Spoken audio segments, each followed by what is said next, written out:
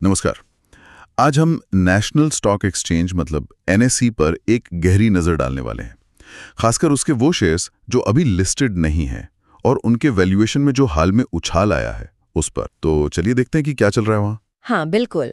और जो सबसे कह सकते हैं चौंकाने वाली बात सामने आई है हाँ, वो ये कि सिर्फ मई के महीने में मतलब एक महीने के अंदर एनएससी की वैल्यू अनलिस्टेड मार्केट में करीब 40 से 45% बढ़ गई। ओ 40-45% एक महीने में?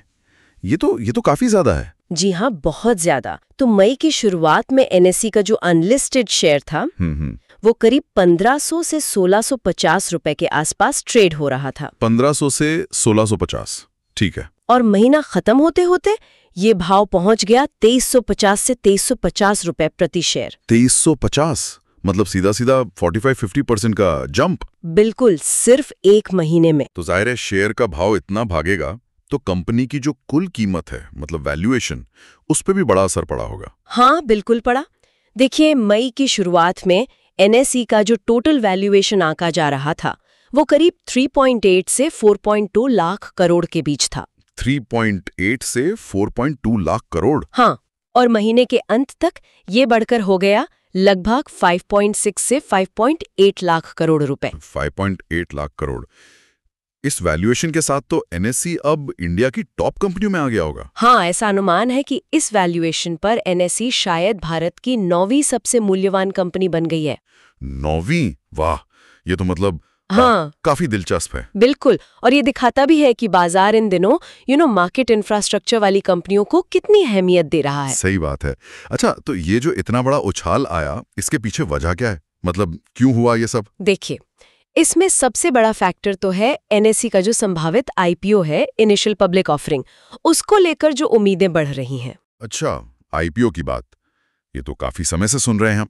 हाँ, लेकिन हाल फिलहाल में जो एसईबी चेयरपर्सन है और एनएसई के जो एमडी एंड सीईओ हैं, उनकी तरफ से आईपीओ प्रोसेस पर कुछ पॉजिटिव कमेंट्स आए हैं। तो मतलब कुछ सकारात्मक संकेत मिले हैं। जी हाँ, और उन संकेतों ने बाजार में उम्मीदें और बढ़ा दी हैं कि शायद अब आईपीओ ज्यादा दूर नहीं है। तो एक तो ये आईपीओ वाली बात हो गई, और कंपनी के खुद के प्रदर्शन का क्या मतलब, फाइनेंशियल रिजल्ट्स वगैरह? हाँ, वो भी एक बहुत बड़ा कारण है। एनएसई के जो वित्तीय नतीजे आए हैं वित्त वर्ष 2025 के लिए, वो काफी दमदार रहे हैं। अच्छा, कैसे रहे हैं?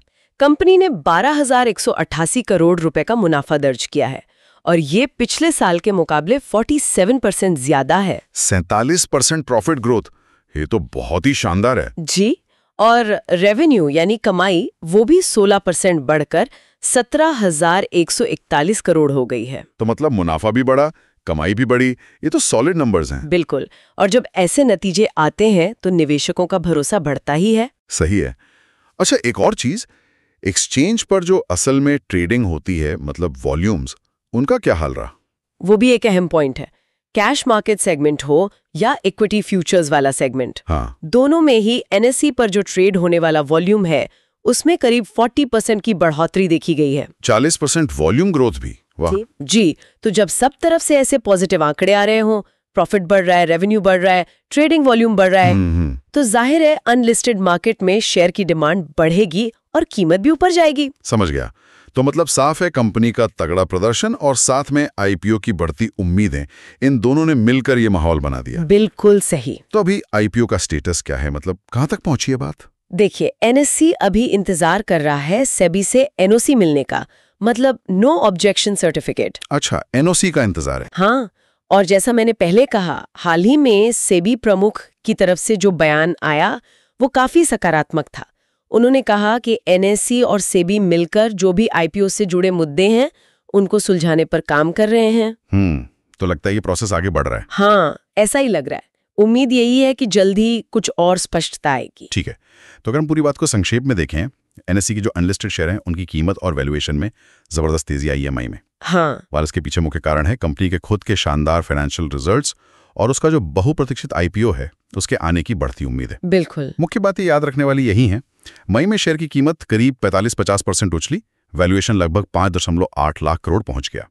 वित्त वर्ष 2025 में मुनाफा 47% बढ़ा, रेवेन्यू 16% बढ़ा और आईपीओ के लिए सेबी से भी पॉजिटिव संकेत आ रहे हैं। बिल्कुल, तो सारे फैक्टर्स एक साथ आ गए हैं। अब आगे देखने वाली बात ये होगी कि जब ये आईपीओ असल में बाजार में आता है तो क्या ये जो ऊंची वैल्यूएशन अभी अनलिस्टेड मार्केट में दिख रही है, क्या ये टिक पाएगी? लिस्टिंग पर बाजार इसे कैसे लेगा? ये वाकई $1 मिलियन सवाल है। हाँ, और लिस्टिंग के बाद फिर निवेशकों के लिए इसमें क्या मौके बनेंगे, इस पर जरूर नजर रखनी होगी। बिल्कुल, ये आगे देखने वाली बात होगी। Thanks Alina and Gautam for your information. अगर आपको हमारे एक्सपर्ट की एडवाइस सही लगी तो वीडियो को लाइक एंड शेयर कर दीजिए, साथ ही साथ चैनल को दोस्तों सब्सक्राइब